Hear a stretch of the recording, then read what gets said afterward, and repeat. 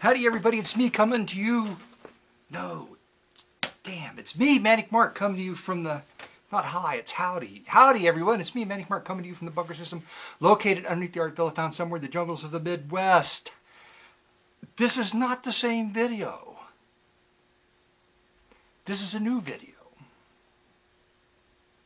It's a new video. It's not the same video, it's a new video. I'm just wearing the River Tube shirt again. I washed it since the last time I appeared on video. Why do I wear it? Well, because I'm running out of t-shirts with fun stuff on the front. They're just all, I need like 2 XLs. This is an XL. Amazingly enough, it's nice and big. It's an oversized XL, but usually a 2XL. Never mind, who cares? Nobody. Okay, I'm bringing some records to you today. So I went to my regular, not the regular one, the one I like to go to in the bad part of town.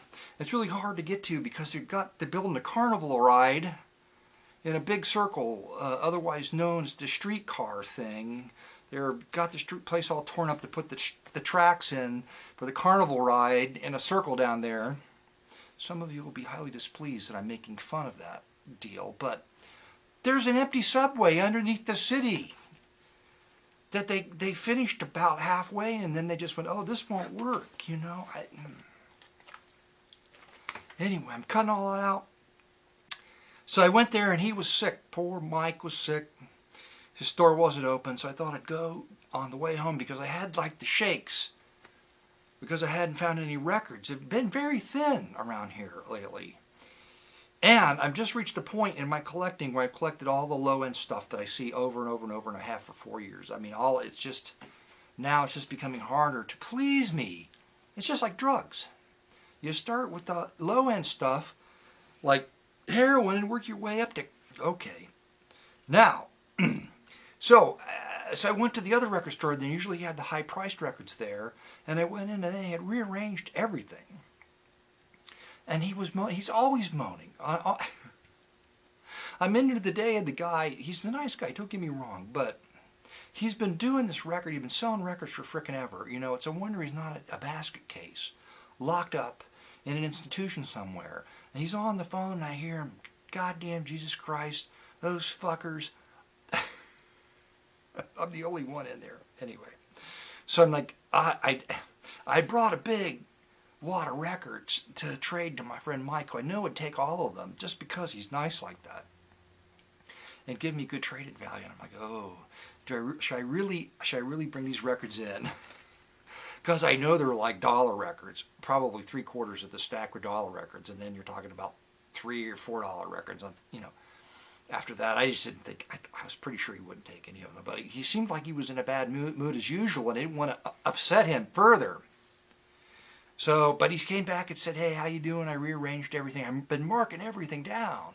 Like, oh, okay, well, because I don't have room. And I thought, oh, this is not a good sign either. I said, well, I've got a box of records in the trunk. I mean, I know that you're not going to want many of them, but I'll bring them in. So I did. So I traded a stack, basically. I didn't trade. I had to pay some money, but a stack about this thick for a stack this thick, which doesn't help my storage problems here either. There's another big box of them going to half-price books, and they're going to give me $3 for them. I look at all this as like paying for education. Okay, why do you spend $1? $1, $1, it all adds up, and you're just throwing money out the window. Well, no, for me, it's an education. It's in history. I'm paying to educate myself in the history of the stuff that I pick up that I think is interesting, that I know, okay? There you go. I found a secret stone wall. I wasn't going to mention it because I thought, why mention it if you're not going to show people on video the secret stone wall on my property down in the woods? And you know, and I've been down there often, but not a lot, but often. The phone! Right in the middle of my presentation.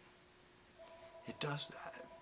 Today some woman pulled off the road, half off the road, right in front of me, like puts on her flashing lights. It's a country road, it's not much room, and it's windy, and she pulls off, and I'm like, what?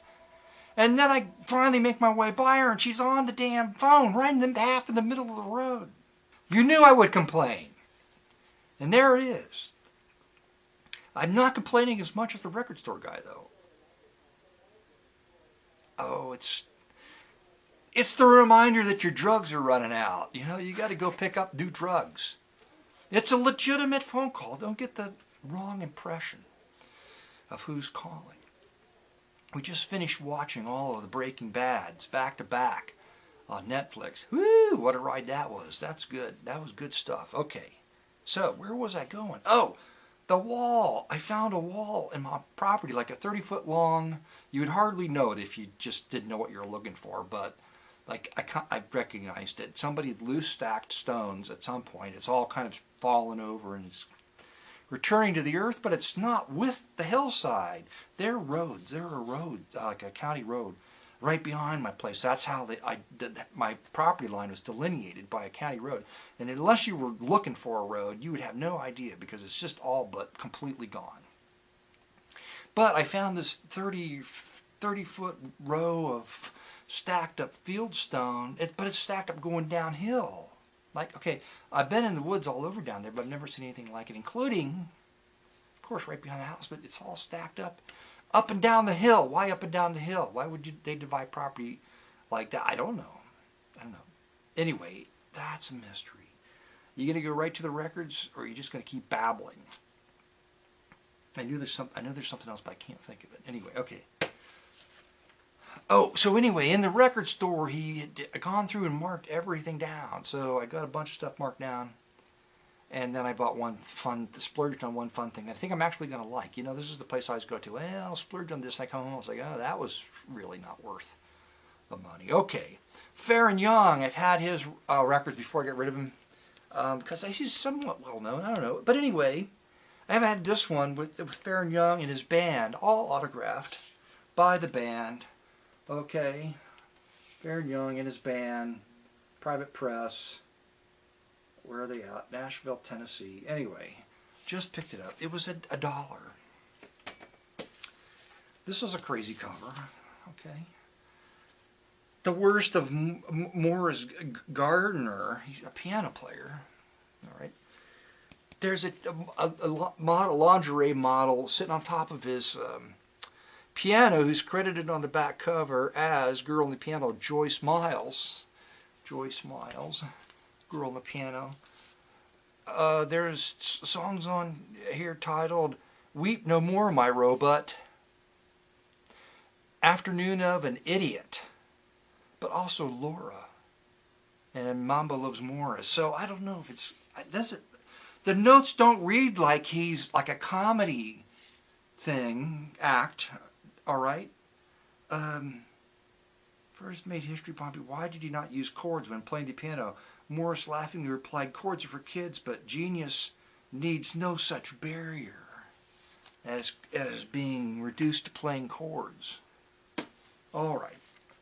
This is the record I did pay a little bit of money for. It's Dick Shorey, a space-age percussionist. Made a lot of interesting things, a lot of interesting music, some of his own albums in the 50s for RCA, and this is on Ovation. It's got to be later, but it's a double record set, and he's playing with Gary Burton, Paul Horn, and Joe Morello, and there are titles on here like Jungle Route, Scarborough Fair, Mission Impossible. I should probably feature something from this record. That would be my guess. Also, it's $1. I haven't taken the sticker off that I hate. I hate the stickers because I noticed it was still sealed, so I just left it sealed. It's a religious record and it's local. No, it's not. They're from Michigan. It looks like it's a local press. I guess I won't know until I open it. Anyway, I bought it because it's a church band. It's a brass band that from the photograph looks mostly made up of kids. So that could be great fun. It's the Hammer Trio. The Hammer Trio, there they are. I might have this one. I don't know. I have no idea. Anyway, there you go. That's a religious album. It's local. A nice Mambo's cover. Now, yeah, this is the Fred Astaire series of records. But I don't think I've got this one. And this one has a nice cover. So I picked it up, and it's from 1955 too. Okay, 1955, RCA. It's Al Nevins and his orchestra, Bon Voyage, That's a nice cover there. Slow Boat to China. Pink Champagne for a Blue Lady. And also knocked all the way down from $13. It was Rhythm Was His Business. This record, Rhythm Was His Business. George Williams and his orchestra had to pick it up. Why? Because of the fishnet hose with the seams. Meet Barbara and Wendell. This was sitting out front of the country section I don't normally look through. It was $1, so I picked it up. It's a country act, and here's who they are. Barbara and Wendell are two fine and hardworking people that like to entertain people and have put some of their most requested songs on this album. And we are sure that if you listen to them, then you will agree that this is a fine job, both as to the music and the vocals. All right? And one of their songs they do is titled Divorce. And I should probably play that. Was that interesting? I don't know. I haven't played it yet. Also, last but not least, just because it was on the bottom of the stack, it's Hank Owens. Who is that? It's not like Buck Owens' brother, is it? It's a country album on the budget label Modern Sound. Hank Owens sings Secret Agent. Country songs for secret